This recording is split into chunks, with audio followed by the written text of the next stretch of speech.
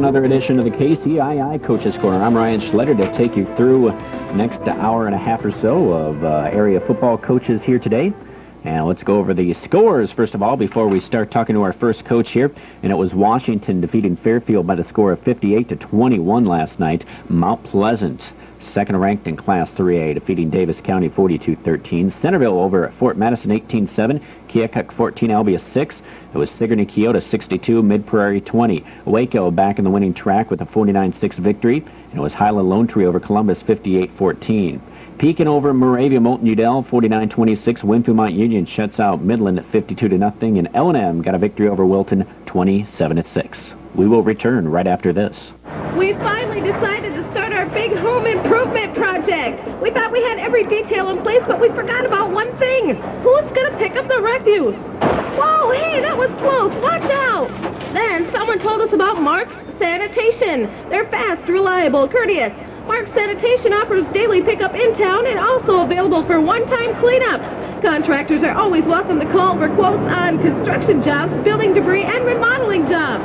Mark's Sanitation of Washington, serving southeast Iowa since 1983. For more information, call 653-2463. Greg D. Conklin Insurance Service in Washington and Sigourney, authorized agent for Wellmark Blue Cross and Blue Shield, can help you choose a health care plan that's right for you, such as Classic Blue and Alliance Select coverage, short-term major medical, the Blue RX drug program, low-cost basic and standard plans, and Senior Blue Medicare supplement.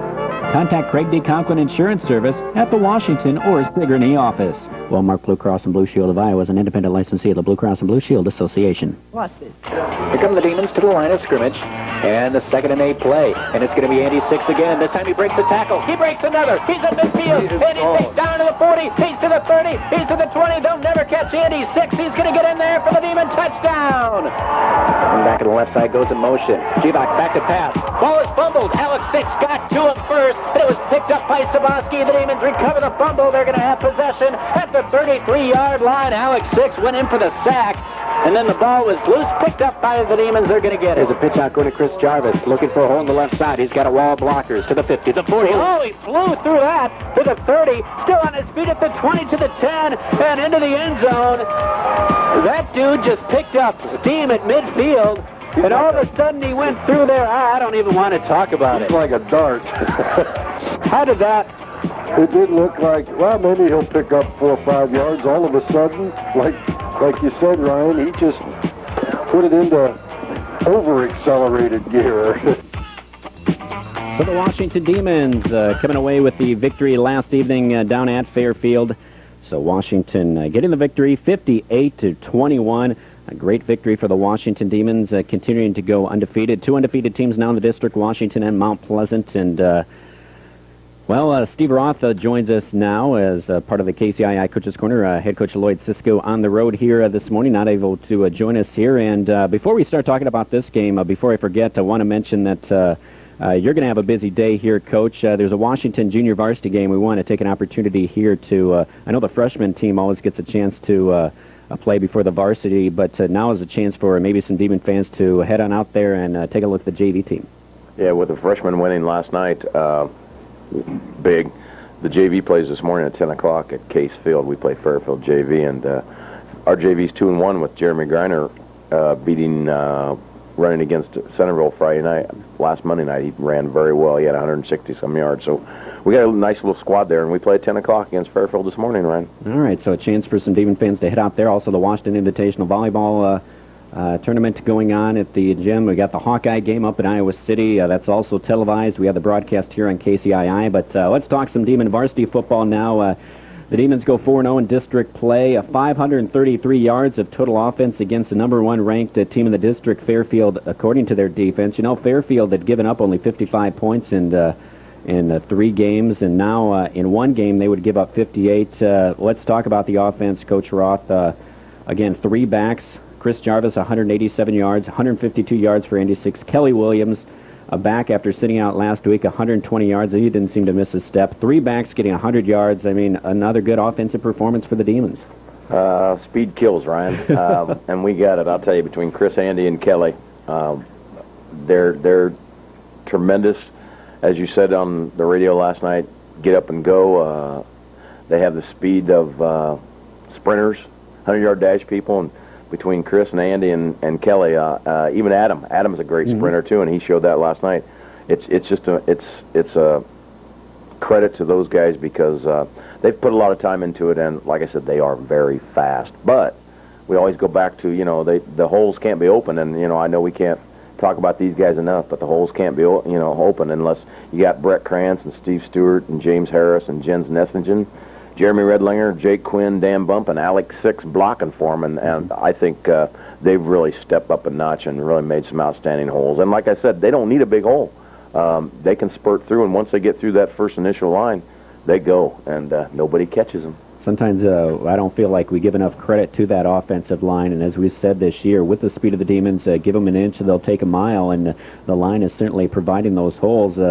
Starting things off, the Demons get a touchdown call back because of a penalty, but then they return with a couple of big runs. Again, a big play team goes Washington. Let's talk about the penalties here. 9 penalties, 74 yards. Washington, up to this point, kind of not really getting a lot of fouls here, but boy, the penalties, is that a concern for Washington? Yeah, I think it's a concern. We had a big week last week. It was homecoming. We played well. We had a great week during the school week. The kids were really focused, and it was a little different week in practice last week. Everybody's a little tired and a little down, and I think they lost their focus a little bit. Like I said, they were tired mostly all week, and we were concerned going into the game. And I think that has to do with a lot of the penalties we had. We'll work on that before next week, and especially in 2 weeks. I think we'll be better.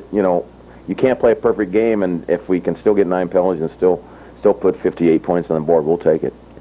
And passing for the Demons, Kelly Williams, 1-1, 24 yards. That touchdown pass. Adam Miller, 1 of 2, including an interception, and that interception run back for Fairfield. So a couple of passes for the Demons. And also mentioning Adam Miller, he carried the football a lot more in this game than he did in games past. 6 attempts at 28 yards. That's an average of close to 5. So kind of a different twist to the Demon offense here this week. Hey, Adam's our leader. He was a little down on himself last night, and I'm telling you right now, Adam, that you had a heck of a game. It's tough to be up all the time, and he is our leader. We're asking him to do something he hasn't done ever, be a quarterback. He stepped in. He had no problems with it, and he's done an outstanding job. He's led his team to 6-0. Chris Jarvis, Andy Six, and Kelly Williams. Kelly came back and just had an awesome night. He missed last week a lot. He really didn't want to sit out last night, and he didn't want to sit out last week, but he understands the overall goals we have for our team. And excuse me, it's always somebody different. Andy Six was held to 14 yards last week. Chris Jarvis was held to 50 yards, and they both step up and have an outstanding night again. Chris is back, Andy's back. It's always somebody different. That's what's nice about our offense. We have a lot of kids that can do a lot of things, and you can't key on one person, and if you do, somebody else is going to burn you. And Adam can throw the ball. We know that. And he just read the wrong coverage, and we hadn't planned on throwing much last night. We wanted to run and use the clock, and that's the way we're geared to. But going back to Adam, he's just an outstanding leader, and he got down a little bit, but he came back, and he made some great plays on defense, and it's just he's having an outstanding year along with those other 3 guys, and along with everybody. Mm-hmm. And defensively, the Demons recovering 3 fumbles. Justin Saboski, Andy Six, and Jake Hotchkiss. And Alex Six with 7 tackles, including 3 quarterback sacks, a couple of tackles for a loss. Justin Saboski, another great game. He had a lot of intensity last night. He had 7 tackles and 7 tackles for Brett Krantz, 4 for Jake. And I tell you what, your defense was... you could see just the ends kind of crashing in there on many a plays. We've made a few changes on defense, as you can tell. Think about Jake Hotchkiss. He's sitting on the bench early in the season, playing a lot of the meat team on the nights that we get ready for the games, and he's causing us problems. So we figure we got to get him in there somewhere, and we had to change some things around and move the 2 6 boys to ends and get a little pressure on the passer because people were going to want to throw the ball on us when we run man, and we need a little pressure. And with Justin stepping up in the middle and having an outstanding game, and Brett, as usual, having an outstanding game. Our defense, considering that we allowed, again, 89 yards total defense again, minus 46 last week, I think they've just done an outstanding job. With Kelly back in the middle, and we're running a little different coverages back to change things up. That's what we wanted to do early, but it's tough with the type of defenses we run to move things around like we have. We've stuck with man coverage for the last 3 years, and for us to go to the next level, we got to change things around so everybody can't step back and just pick on our corners. So if we do that, then we need a little pressure, and everybody's responded. I mean, like I said, the last 2 weeks we've been learning a lot, and it's been tough on them. And you can see last night, like I said, they lost their focus a little bit. We had some breakdowns in some special teams, but that, you know, there are breakdowns that can be fixed, and that's what's neat about it. And other people stepped up, and we're at where we want to be right now. Defensively, you can't ask for any more. We thought it'd be a lot closer game. The kids really just responded very well, and it was a fun night for everybody. Well, it's good to see this, and this has kind of been the way the Demons have been the last couple of years. They're not really afraid of change. If the coaches say, we want to switch this around, they've been able to make those kind of adjustments here from a game-to-game, season-to-season, and last night, again, no exception there. For us to get to the next level, like I said, we got to make changes. We can't stick with the same thing. We ran three different defenses that we hadn't run all year, and our coverages have changed. We've gone to three different coverages again last week, and we film Tuesday and Wednesday at practice, and he goes home and looks at the film on Tuesday night and watches the past coverages, and then we come back and we change it again Wednesday. So I mean that's what's really they're very flexible with us, the kids. They're very smart, intelligent kids, and they like to win, and with the 3-4 defensive backs we have in there, and that linebacker core that's playing very well with Jake Hotchkiss in the middle, and Dan Bump, and Scott Bartholomew on the outside. I mean, and those front four, I'm telling you, like I said, they all want to step to the next level, and that's what it's all about, getting to the next level. You mentioned special teams and the breakdowns, and the Demons can't correct it. Is that probably the biggest negative of the night? For example, Fairfield ran back a kick, and actually it just seemed like the return game for Fairfield, they were able to, they got a couple called back due to some penalties, but is that one of the negatives here in this game? Well, yeah, it's a negative, but like I said, it's a negative that can be corrected. Tony Canny, I mean, he had an outstanding night kicking the ball. That's great. I mean, but he had too much, I mean, he had too much air underneath it, and we had to change things around. He made all his extra points. We had one block, so, you know, when you have a blocked extra point, you have to change things around and make them think about what they're doing, because our extra point team's different than our regular offense. So you set them out and make them think about what they've done wrong and then come back. But our kickoff coverage, yeah, it needs to be upgraded, and it will. It's like I said, all the changes that we're going to make will help us, and they're correctable mistakes. But with Tony kicking the ball like he is, and I know somebody pointed out to me last night that he even hit the scoreboard on an extra point that was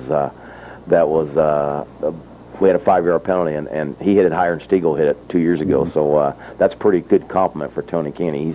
He's kicking the ball. He's doing something he's never been able to do ever. I mean, and we got kids like that step up and do that. We're asking them to do a lot of things, and they're responding. But our kickoff coverage, it'll be there. It's a correctable error. If that's the only yards they get all night, we'll give it that, and we can correct all those mistakes. And again, Washington just looking exceptional offensively and defensively. We could probably talk about that all day. Even the punting game. I mean, you guys aren't in your usual punting formation. I think only a couple of times this year, but it seems like even that aspect, you guys have been able to kick the ball really well. We're very flexible. I mean, we can put Kelly back there and quick kick all the time, and we got a couple other kickers, Adam Miller and Nick Barcher, that can kick the ball. And like I said, we have some very versatile athletes on our team, and it's really neat to work with them every night, and it's neat to see the things that we can change around and do. And I'm sure we'll change things next week for Fort Madison. We'll try to get healed up for Fort Madison, and we know that they're not having the season they want to have, but we're still prepared for them, and we'll still do everything we can. We'll spend all our hours getting ready for them, and then we're looking forward to the next week after that. Fort Madison winless this year. They've been struggling the last couple of years. Tell us a little bit about what they expect from the Bloodhounds. They like to pass the ball. They like to throw the ball, and down at their house, they're going to try to do some different things to work on our coverages and things like that. But it's the same thing. They got to handle our pressure from our outside, and we'll do some different packages against them, and they'll throw the ball against us. I guess I talked to their coach last night. I have their film yet, and they were ahead for a while, and the stats, they had some good stats against Centerville. So it's a game you can't look past, but it's a game also that will be a tune-up hopefully for that last 2 home games we have finally that we get to stay home for a couple more, and then also get to stay home for one more maybe. But we won't look past Fort Madison a bit. No matter, that's what's nice about football. Any day, any given night, someone can step up and make it tough on you. Well, it's kind of interesting. I've had people ask me, when's that Mount Pleasant Washington game? And everybody knows Mount Pleasant's 2 weeks away, and it's so easy to sit there and not think about the Fort Madison game. But we got where we wanted to be last night. We took care of Fairfield like we wanted to. And you can't play Mount Pleasant until you take care of everybody else. And the kids really, like I said, stepped up and responded, because it would have been easy to look past Fairfield and look towards Mount Pleasant. I mean, it's just everybody wants them, and that's not the key to what we want to do. We want to take week by week and get better and get better. And we still need another week or two to get ready for them, and we're planning on using that to our best interest. Well, a good example is Fort Madison knocked off Keokuk a couple years ago. Keokuk gets out of the playoffs because of that loss, and exactly. And they should have been a playoff team the way the kind of talent that they had that year a couple years ago. Fort Madison they have some nice young kids. Mm-hmm. They played our JV very well last year, and like I said, you can't look past anybody. And I don't care when we play the next 2 games or 3 games. We just got to take 1 week at a time, and then after we get by Fort Madison next week, then we'll look forward to that big showdown with that other team down there south somewhere. It was an impressive win for the Washington Demons last evening against Fairfield. Final score was Washington 58, Fairfield 21. The Demons prepare for Fort Madison. Once again, a JV game going on at Case Field, 10 o'clock. Coach Steve Roth subbing for Lloyd Cisco. Thanks a lot, Coach, and we'll see you out at Case Field.